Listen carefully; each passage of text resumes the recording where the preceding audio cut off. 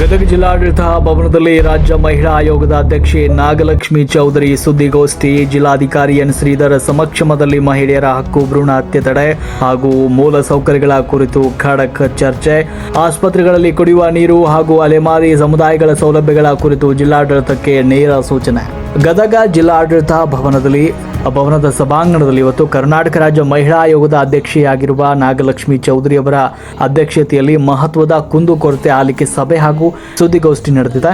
ಜಿಲ್ಲಾಧಿಕಾರಿ N Sridhar, police ಅಧಿಕಾರಿಗಳು ಹಾಗೂ ವಿವಿಧ ಇಲಾಖೆಗಳ ಮುಖ್ಯಸ್ಥರ ಸಮ್ಮುಖದಲ್ಲಿ ನಡೆದ ಈ ಸಭೆಯಲ್ಲಿ ಮಹಿಳೆಯರ ಮೇಲಿನ ದೌರ್ಜನ್ಯ, ಮೂಲಸೌಕರ್ಯಗಳ ಕೊರತೆ ಹಾಗೂ ಸಮಾಜದಲ್ಲಿ ಹೆಚ್ಚುತ್ತಾ ಇರುವ ಲಿಂಗ ತಾರತಮ್ಯದ ಕುರಿತು ಆಯೋಗದ ಅಧ್ಯಕ್ಷರು ಖಡಕ್ ಆಗಿ ಎಚ್ಚರಿಕೆ ನೀಡಿದ್ದಾರೆ.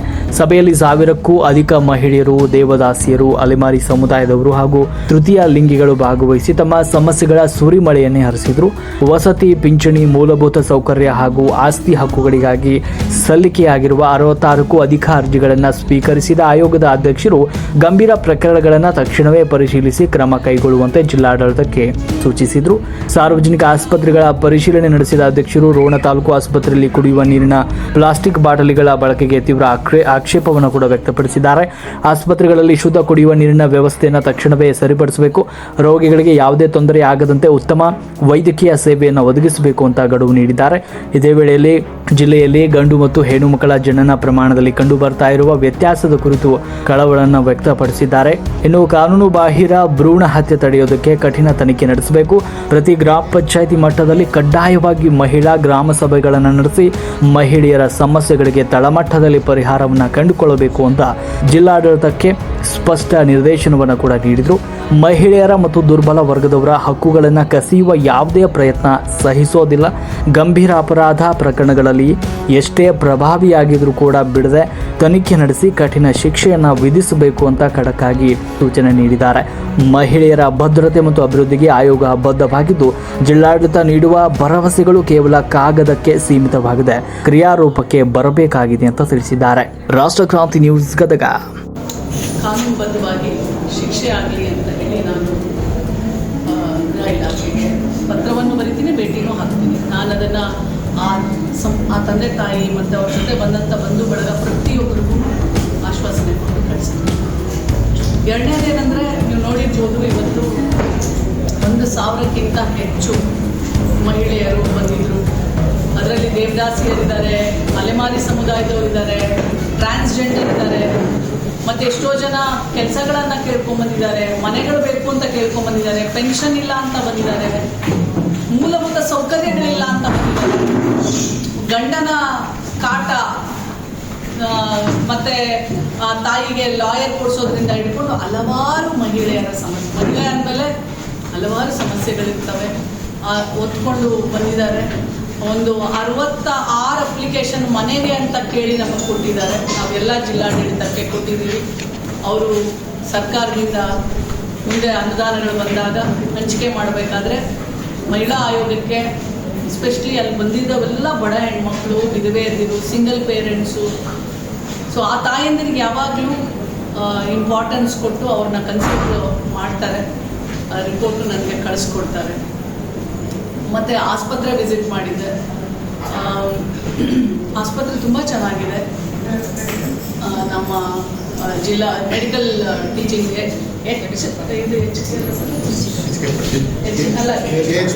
KH Patil medical training center, research and training center ತುಂಬ ಚೆನ್ನಾಗಿ ಮಾಡಿದ್ದಾರೆ. ನಂಗೆ ತುಂಬ ಖುಷಿಯಾಗಿದೆ ಏನಂತಂದರೆ, ನೆನ್ನೆ ಪೇಪರಲ್ಲೆಲ್ಲ ಕವರ್ ಮಾಡಿದ್ರಿ, ಎಸ್ಪೆಷಲಿ ತಾಯಂದಿರು ಹೆಮರೇಜಿಂದ ಸಾಯೋದು, ಅಂದರೆ BP ಜಾಸ್ತಿ ಆಗಿ ಸಾಯ್ತಾರಲ್ಲ, ಅದಕ್ಕೆ ಒಂದು ಸಂಪೂರ್ಣವಾಗಿ ಒಂದು ವ್ಯವಸ್ಥೆನೇ ಸೃಷ್ಟಿ ಮಾಡಿಬಿಟ್ಟಿದ್ದಾರೆ. ಆ ತಾಯಿ ಮೆಟರ್ನಲ್ ಡೆತ್ತು ಲಾಸ್ಟ್ 3 ಇಯರ್ಸಲ್ಲಿ 4 ಏನೋ ಇದೆ, ಮಕ್ಕಳ ಡೆತ್ 0 ಇದೆ ಅಂತ ಆ ಎಲ್ಲ ಸ್ಟ್ಯಾಟಿಸ್ಟಿಕ್ಸ್ ತರಿಸ್ಕೊಂಡಿದ್ದೀನಿ. ಬಟ್ ಆದರೆ ಒಂದೇನು ನಾನು ನೋಡಿದ್ದು ಅಂದರೆ, ನಾನು ರೋಣ ತಾಲೂಕು ಆಸ್ಪತ್ರೆಗೂ ಹೋಗಿದ್ದೆ, ಈ ಆಸ್ಪತ್ರೆಗೂ ಹೋಗಿದ್ದೆ. ಗಂಡು ಮಕ್ಕಳ ಸಂಖ್ಯೆ ಜಾಸ್ತಿ, ಹೆಣ್ಮಕ್ಳ ಸಂಖ್ಯೆ ಕಮ್ಮಿ. ಅದು ಒಂಥರ ಪ್ರಕೃತಿಗೆ ವಿರುದ್ಧವಾಗಿದೆ ಅಂತ ಕ್ಲೀನಾಗಿ ಇಂಡಿಕೇಶನ್ ಕೊಡುತ್ತೆ. ಅಂದರೆ ಎಲ್ಲಿ ಭ್ರೂಣ ಹತ್ಯೆ ಮಾಡ್ತಿದ್ದಾರೆ, ಹೆಂಗೆ ಮಾಡ್ತಿದ್ದಾರೆ, ಅನ್ನೋದನ್ನು ಕಂಡುಹಿಡಿಯೋದು ತುಂಬ ಕಷ್ಟ. ಯಾಕಂದರೆ ಫ್ಯಾಮಿಲಿನೇ ಇನ್ವಾಲ್ವ್ ಆಗಿರುತ್ತೆ ಎಲ್ಲಿ. ಬಟ್ ಅದನ್ನು ನಾನು ಜಿಲ್ಲಾಡಳಿತ ಅಧಿಕಾರಿಯವ್ರಿಗೆ, ನಮ್ಮ ಡಿ ಸಿ ಅವ್ರಿಗೆ ಹೇಳಿದ್ದೀನಿ. ಅದನ್ನು ಭಾಳ ಸೂಕ್ಷ್ಮತೆಯಿಂದ ಗದಗ್ನಲ್ಲಿ ಹೆಣ್ಮಕ್ಳ ಹುಟ್ಟುವ ಸಂಖ್ಯೆ ಕಮ್ಮಿ ಇದೆ. ಎಲ್ಲ ಗಂಡ್ಮಕ್ಳೇ, ಎಲ್ಲ ಅಂತಂದರೆ ಗಂಡ್ಮಕ್ಳ ಸಂಖ್ಯೆ ಜಾಸ್ತಿ ಇದೆ. ಆ್ಯಕ್ಚುಲಿ ನ್ಯಾಚುರಲ್ ಆಗಿ ಹಂಗಿರಲ್ಲ. ಯೂಶ್ವಲಿ ಹೆಣ್ಣುಮಗಳೇ 1% ಜಾಸ್ತಿ ಇರ್ತಾಳೆ. ಅದು ಒಳ್ಳೆಯ ವಾತಾವರಣಕ್ಕೆ ಒಂದು ಪೂರಕ ಪ್ರಕೃತಿ. ಅದು ಈಗ ಇದರಿಂದನೇ ಇವಾಗ ಈ ಕಳೆದ 20-30 ವರ್ಷದಿಂದನೇ ಗಂಡ್ಮಕ್ಳು ಬೇಕು ಅಂತ ಹುಚ್ಚು ಜಾಸ್ತಿ ಆಗಿದೆ. ಯಾಕಂದರೆ ಅದಕ್ಕೆ ಮುಂಚೆ ಸ್ಕ್ಯಾನಿಂಗು ಇವೆಲ್ಲ ಭಾಳ ಕಡಿಮೆ ಇತ್ತು. ಆಮೇಲೆ ನಾವು ಏನು ನ್ಯಾಚುರಲಾಗಿ ಮಕ್ಕಳು ಹುಡ್ತಿದ್ವೋ ಅದೇ ಹುಡ್ತಾ ಇದ್ವು.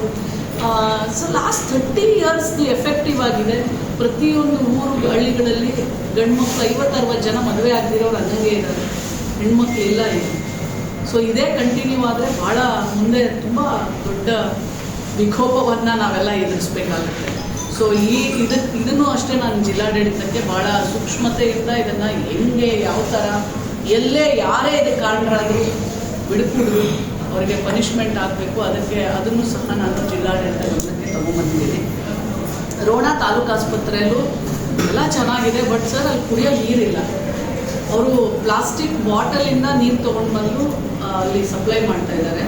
ಸೆಂಟ್ರಲ್ RO ಕೇಳಿದ್ರೆ ಕೆಟ್ಟೋಗಿದೆ, ರಿಪೇರಿ ಆಗಬೇಕು ಅನ್ನೋ ಮಾತು ಹೇಳಿದ್ರು. ಅದನ್ನು ಖಂಡಿತವಾಗ್ಲೂ ಮಾಡಿಸ್ಬೇಕು. ಯಾಕಂದರೆ ತಾಲೂಕು ಆಸ್ಪತ್ರೆ ಮಿಕ್ಕಿದೆಲ್ಲ ಚೆನ್ನಾಗಿದೆ. ನೀರು ಯಾಕೆ ಅಷ್ಟೊಂದು, ನಾವ್ಯಾಕೆ ಪ್ಲಾಸ್ಟಿಕ್ ಎಷ್ಟು ಅನಾನುಕೂಲ ಮತ್ತು ಅದರದ್ದು ನೆಗೆಟಿವ್ ಎಫೆಕ್ಟ್ಸ್, ಎಸ್ಪೆಷಲಿ ನಾವು ಆಸ್ಪತ್ರೆಯಲ್ಲಿ ನಾವು ಸರ್ವ್ ಮಾಡಬೇಕಾದ್ರೆ ಅಟ್ಲೀಸ್ಟ್ ನಾವು ಕೊಡೋ ನೀರು ಪ್ಲಾಸ್ಟಿಕ್ ಬಾಟ್ಲಲ್ಲಿ ಕೊಂಡ್ಕೊಂಬಂದು ಕೊಡ್ತಾ ಇದ್ದೀವಿ. ಯಾರಿಗೂ ತೊಂದರೆ ಇಲ್ಲ ಅಂತ ಹೇಳಿದ್ರು, but that is not right. So ಮತ್ತು ಅಲೆಮಾರಿ ಸಮುದಾಯಗಳನ್ನು ನಾನು ವಿಸಿಟ್ ಮಾಡಿದ್ದೆ. ಅವ್ರದ್ದು ಇಲ್ಲಿ ನಮ್ಮ ರಾಜೀವ್ ಗಾಂಧಿ ಅಲೆಮಾರಿ ಸಮುದಾಯ, ಇಲ್ಲಿ ನಮ್ಮ ಸಿಂಧೋಳ ಮತ್ತು ದುರ್ಗಾಮುರ್ಗಿ ಮತ್ತು ಇನ್ನೊಂದು ಯಾವುದು ಇರ್ತಾರಪ್ಪ, ಸುಡುಗಾಡ್ಸಿದ್ರು, ಇವರೆಲ್ಲರೂ ಇದ್ದರು. ಭಾಳಷ್ಟು ಕೆಲಸ ನೋಡಿ. ಜಿಲ್ಲಾಡಳಿತ ಇಲ್ಲೂ ಅಂತ ಹೇಳಬೇಕು, ಶಾಸಕರು ಅವರ ಕಮಿಟ್ಮೆಂಟು ಮತ್ತು ಸರ್ಕಾರದ ಕಮಿಟ್ಮೆಂಟು ಭಾಳ ಅಲ್ಲಿ. ನಾನು ಇಡೀ ಕರ್ನಾಟಕ ಓಡಾಡಿದ್ದೀನಿ. ನಾನು ಪ್ರತಿಯೊಂದು ಅಟ್ಲೀಸ್ಟ್ ನಾನು ಜಿಲ್ಲೆಗೆ ಹೋದರೆ 1-2 ಅಲೆಮಾರಿ ಸಮುದಾಯ ವಿಸಿಟ್ ಮಾಡ್ತೀನಿ. ಬಟ್ ಇಲ್ಲಿ ನಮ್ಮ ಜಿಲ್ಲೆಯಲ್ಲಿ ಇರುವಂಥ ಅಷ್ಟೊಂದು ಜನ ಅಲೆಮಾರಿ ಸಮುದಾಯದವ್ರಿಗೆ ಮನೆಗಳನ್ನು ಕೊಟ್ಟು ಅಲ್ಲಿ ಅಂಗನವಾಡಿಯನ್ನು ಮಾಡಿ ಅವ್ರು ನಮ್ಗೆ ಕೇಳಿದ್ದೇನಂತ ಗೊತ್ತಾ, ಗ್ರಂಥಾಲಯ ಕೇಳೋದು. ಅದು ತುಂಬ ಖುಷಿಯಾಯಿತು. ಅಂದರೆ ನಮ್ಮ ಮಕ್ಕಳು, ಅಲೆಮಾರಿ ಸಮುದಾಯದ ಮಕ್ಕಳು ಸಹ ಗ್ರಂಥಾಲಯ ಕೇಳೋ ಅಷ್ಟಕ್ಕೆ ಮುಂದೆ ಬಂದಿದ್ದಾರೆ ಅಂತಂದರೆ ಅದು ತುಂಬ ಖುಷಿ ಆಯಿತು. ಕೆಲವೊಂದೆಲ್ಲ ಕೇಳಿದ್ದಾರೆ, ಅದನ್ನೆಲ್ಲ ನಾನು ಜಿಲ್ಲಾಡಳಿತ ಕೇಳಿದ್ದೀನಿ, ನಾವು ಮಾಡಿಕೊಡ್ಬೇಕು ಅಂತೇಳಿ. ಕುಡಿಯೋ ನೀರು, ಯಾಕಂದರೆ ಈ ಜಲ ನಿಗಮದಲ್ಲಿ ಅದೇನು ಸರ್ ಅದು ಮಿಷನ್ನು, ಮನೆಗೆ ಜಲಜೀವನ್ ಮಿಷನಲ್ಲಿ ಎಲ್ಲ ಮನೆಗೂ ಇದಾಕಿದ್ದಾರೆ ಟ್ಯಾಪು. ಆಮೇಲೆ CC ರೋಡ್ ಹಾಕ್ಬೇಕಂತ ಹಾಕಿದಾಗ ಎಲ್ಲ ಹೋಗ್ಬಿಟ್ಟಿದ್ದಾವೆ. ಈಗ ಕುಡಿಯೋ ನೀರಿಲ್ಲ. ಒಂದು ಕಡೆ ಮಾತ್ರ ಒಂದು ಇದು ಬೋರ್ವೆಲ್ ಇದೆ. ಅಷ್ಟು 3,500 ಜನ ಇರ್ಬೋದು ಅಲ್ಲಿ ಅಲ್ವಾ. ಸೊ ಹಾಗಾಗಿ ನೀರು ಕೇಳಿದ್ದಾರೆ. ಸೊ ನಿನ್ನೆ ಕಮಿಷನರ್ ಅವರು ಬಂದಿದ್ರು ನನ್ನ ಜೊತೆ, ಮುನ್ಸಿಪಾಲಿಟಿ ಕಮಿಷನರ್ ಅವರು. ಮೇಡಮ್ ಅದಕ್ಕೆ ನಾವು ವ್ಯವಸ್ಥೆ ಮಾಡ್ತೀವಿ 4 ಕಡೆ ಆ ಥರ ಇದೆ. ಮತ್ತೆ ನೀವು ಪ್ರಶ್ನೆಗಳನ್ನ ಏನು ಅನ್ಸುತ್ತೆ ಮೇಡಮ್, ನಿಮ್ಗೆ ಈ ಥರ 1000 ಜನ ಬಂದು ನೀವು ಕೊಡ್ತಾರಂತ ಏನು ಅಧಿಕಾರವಾಗಿ ಕೆಲಸ ಮಾಡಿತ್ತು ಅಲ್ಲ? ಹಾಗಲ್ಲ. ಏನು ಗೊತ್ತಾ, ನಾವೊಂದು ಮಾತು ಹೇಳ್ತೀನಿ ಕೇಳಿ. ಪ್ರತಿ ಹಳ್ಳಿ ಮಟ್ಟದಲ್ಲಿ, ಗ್ರಾಮೀಣ ಮಟ್ಟದಲ್ಲಿ ಗ್ರಾಮ ಸಭೆಗಳಾಗಬೇಕು, ಮಹಿಳಾ ಗ್ರಾಮ ಸಭೆಗಳಾಗಬೇಕು. ಮಹಿಳಾ ಗ್ರಾಮ ಸಭೆ ಕಂಪಲ್ಸರಿ ಆಗಬೇಕು. ಆಮೇಲೆ ನಮ್ಮ ಇಲ್ಲೂ ಅಷ್ಟೇ, ನಮ್ಮ DC ಅವರ ಕಚೇರಿಯಲ್ಲಿ ಸರ್, ಒಂದು ದಿನ ನೀವು ಒಂದು ಮಂತಲ್ಲಿ 1 ದಿನ ಯಾವುದಾದ್ರೂ 1 ದಿನ ನಿಗದಿ ಮಾಡಿ ಮಹಿಳೆಯರಿಗೆ ಪ್ರತ್ಯೇಕವಾಗಿ. ಅವಾಗ ಮಾಡಿದಾಗ ಏನಾಗುತ್ತೆ, ಪ್ರತ್ಯೇಕವಾಗಿ ಮಾಡಬೇಕು. ಅವ್ರು ಬರ್ತಾ ಇರ್ತಾರೆ, ಅಟೆಂಡ್ ಮಾಡ್ತಿರ್ತಾರೆ. ನೋಡಿ, ನಾನು ತುಂಬ ಹೆಮ್ಮೆಯಿಂದ ಹೇಳ್ಕೊಳ್ತೀನಿ, DC ಅವ್ರ ಪಕ್ಕದವ್ರು ಇದ್ದಾರೆ ಅಂತ ಹೇಳಲ್ಲ. ಎಷ್ಟೋ ಸಲ DC ಅವ್ರು ಅರ್ಧಕ್ಕೆ ಹೋಗ್ಬಿಡ್ತಾರೆ, ನಮ್ಗೆ ಆ ಕೆಲಸ ಇದೆ, ಈ ಕೆಲಸ ಇದೆ. ನಾನು ಫಸ್ಟೇ ಮೇಡಮ್ ಹೇಳಿರ್ತೀನಿ, ನೀವು ಅವ್ರ ಹತ್ರ ಹೇಳಬೇಕು. ಆಯೋಗದ ಅಧ್ಯಕ್ಷ ಅಂದರೆ ಅಲ್ಲಿರಬೇಕು, ಫುಲ್ ಟೈಮ್ ಇರೋ ತನಕ. Only commitment DC only will sit till the end. ಅದರಲ್ಲಿ ನಿಮ್ಮ DC ಅವರು ನಿಜ, ಅವ್ರಿಗೇನು ಚಪ್ಪಾಳೆ ಹೊಡಿಬೇಕಂತೇನಿಲ್ಲ. Completely committed. ಬಟ್ ಏನಂತಂದರೆ ನಾವು ಬಂದಿರೋರ್ನೆಲ್ಲ ಇವತ್ತೆಲ್ಲ ನಾನು ಹೇಳೋದೇನಂತಂದರೆ ಜಿಲ್ಲಾಡಳಿತಕ್ಕೆ ಮಹಿಳಾ ಸಭೆಗಳನ್ನು ಮಾಡಿ ಆವಾಗ ಈ ಥರ ಇಲ್ಲಿ ಬಂದವರೆಲ್ಲ ಜಾಬು ಮನೆ ಮಿಕ್ಕಿದೆಲ್ಲ ನಾವು ಅಟೆಂಡ್ ಮಾಡ್ತೀವಿ. ಇದು ಭಾಳ. ಆಮೇಲೆ ನಮ್ಮ ಅಲೆಮಾರಿ ಸಮುದಾಯದವರು ಮೂಲಭೂತ ಸೌಕರ್ಯ ಕೇಳಿದ್ರು, ಶೌಚಾಲಯಗಳನ್ನು ಕೇಳಿದ್ರು, ಮನೆಗಳನ್ನು ಕೇಳಿದ್ರು. ಅದು ಸಹಜವಾಗಿ ಸರ್ಕಾರ ಕೊಟ್ಟರೆ ಅವ್ರು ಕೊಡೋದು, ಹೌದಲ್ವಾ? ಬಟ್ ಆದರೆ ಗ್ರಾಮೀಣ ಮಟ್ಟದಲ್ಲಿ ಮಹಿಳಾ ಗ್ರಾಮ ಸಭೆಗಳಾಗ್ತಾ ಇದೆ. ಅದೇ ಇದಕ್ಕೆಲ್ಲ ಪೂರಕವಾಗಿ ಕಾರಣ. ನಾವು ಕರೆಕ್ಟಾಗಿ ಡಂಗುರ ಹೊಡೆದು ಈ ಥರ ಸಮಸ್ಯೆಗಳಿರೋರು ಎಲ್ಲರೂ ಬಂದು ಇಂಥ ಕಡೆ ಇಂಥ ಜಾಗದಲ್ಲಿ ಇಂಥ ಎಲ್ಲ ಅಧಿಕಾರಿಗಳು ಪ್ರಾಂಪ್ಟಾಗಿ ಮಹಿಳಾ ಗ್ರಾಮ ಸಭೆಗಳನ್ನು ಮಾಡ್ತಾ ಹೋದರೆ ಇಷ್ಟೊಂದು ಜನ ಸೇರಲಿಕ್ಕೆ ಅವಕಾಶ ಇರಲ್ಲ. ಎಲ್ಲ ಜಿಲ್ಲೆಗಳಲ್ಲೂ ಇದೆ, ನಿಮ್ಮದೇ ಅಂತ ಎಲ್ಲ ಜಿಲ್ಲೆಗಳಲ್ಲೂ ಆಗಬೇಕು, ಮಾಡಬೇಕು. ನಾನು ಸರ್ಕಾರಕ್ಕೆ ಬರೀತೇನೆ. ಮತ್ತೆ ಅವ್ರು ಮಾಡುವಂಥ ಪ್ರತಿಯೊಂದು ಮಹಿಳಾ ಗ್ರಾಮ ಸಭೆಗಳು, ಮಹಿಳಾ ಸ್ಪಂದನಾ ಸಭೆಗಳು ನನಗೆ ರಿಪೋರ್ಟ್ ಮಾಡಬೇಕು. ಜೂನ್ ತಿಂಗಳೊಳಗೆ ಮಹಿಳಾ ಪೊಲೀಸ್ ಸ್ಟೇಷನ್ಗೆ ಒಂದು ಪ್ರಕರಣ ದಾಖಲಾಗಿತ್ತು. ಅದರೊಳಗೆ ಕೆಲವೊಂದು ಮುಸ್ಲಿಂ ಮುಖಂಡರು ಅದರೊಳಗೆ ಕೈ ಬಿಟ್ಟಾರ ಅಂತೇಳಿ 3 ಮಂದಿ ಅಬಾರ್ಷನ್ ಮಾಡೋಕ್ಕೆ ಒಂದು ರೇಪ್ ಕೇಸ್ ಆಗಿತ್ತು. ಆ ರೇಪ್ ಕೇಸಿಗೆ ಸಂಬಂಧಪಟ್ಟಂಗೆ 2 ಅರೆಸ್ಟ್ ಮಾಡೋದು, ಅದು ಇನ್ನೂ 3 ಮಂದಿನ ಅರೆಸ್ಟ್ ಮಾಡಿಲ್ಲ ಅಂತ ಹೇಳಿ ಪೊಲೀಸ್ ಅವ್ರು ಯಾರಿದ್ದೀರಿ? ಡಿವೈಎಸ್ಪಿ ಏನು ಉತ್ತರ ಕೊಡಿ. ಅದೇನು ಯಾರು 3 ಜನ ಬಿಟ್ಬಿಟ್ಟಿದ್ದೀರಾ? ಇನ್ವೆಸ್ಟಿಗೇಷನ್ ಹಾಕೊಂಡು 3 ಮಂದಿ ಅವರು ರಾಜಕೀಯ ಮುಖಂಡರು ಅಬಾರ್ಷನ್ ಕೇಸ್ ರೇಪ್ ಕೇಸ್ ಅವ್ರು 3 ಮಂದಿ ಬಿಟ್ಟು ಹುಟ್ಟಿದವ್ರನ್ನ ಎತ್ತಾಕೊಂಡ್ಬಂದ್ರೆ ಅದರೊಳಗೆ ಅವ್ಯವಹಾರ ನಡೆಯುತ್ತೆ ಅಂತಲೂ ಆರೋಪ. ರೊಕ್ಕ ತೊಗೊಂಡು ಅವ್ರು ಬಿಡಬೇಕನ್ನೋ ಇದ್ರ ಗಂಭೀರ ಆರೋಪ. ಯಾಕಂದ್ರೆ ಅವರು ಅಂಜುಮನ್ ಇದರ ಸಂಸ್ಥೆಯ ಅಧ್ಯಕ್ಷರೊಬ್ಬರು. ಅಲ್ಲ ನೋಡಿ, ನೀವು ಹೇಳ್ತಾ ಇರೋದು ರೇಪ್ ಕೇಸು, ಅಬಾರ್ಟ್ ಕೇಸು ಎಲ್ಲ ಇದೆ ಅಂತ. ಯಾರನ್ನು ಉಳಿಸೋ ಪ್ರಮೇಯ ಇಲ್ಲ. ಅವ್ರು ಯಾವ ಲೀಡರ್ಗಳಾಗಿರಲಿ, ಯಾವ ಕಂಪ್ನಿಗಳ ಮಾಲೀಕರಾಗಿರಲಿ, ಈ ಥರ ಬಂದಾಗ ಇದು ಕಂಪ್ಲೀಟ್ಲಿ ಸಂಪೂರ್ಣ ಮಾಹಿತಿ ನನಗೆ ಕೊಡಿ. ಆಮೇಲೆ ನಾನು ಆ ಥರ ಏನಾದರೂ ಇದ್ದರೆ ಖಂಡಿತವಾಗ್ಲೂ ನಾನು IG ಅವರಿಗೆ ಮಾತಾಡ್ತೀನಿ. ಮೇಡಮ್, ಅಲೆಮಾರಿ ಜನಾಂಗಗಳು ಒಂದು ಜನಾಂಗ, ಕಿರಿಕ್ಯಾತ ಸಿಳಿಕ್ಯಾತ ಜನಾಂಗ. ಹೌದು, ಸಿಳಿಕ್ಯಾತ.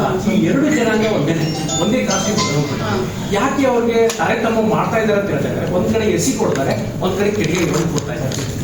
ಅದ್ರಲ್ಲಿ ಲಾಸ್ಟ್ ಟೈಮ್ ನಿಮ್ಗೆ ಒಂದು ನನಗೆ ಪಾಪ ನನಗೆ ಗೊತ್ತು, ನಾನು ಬರ್ತಿದ್ದೀನಿ.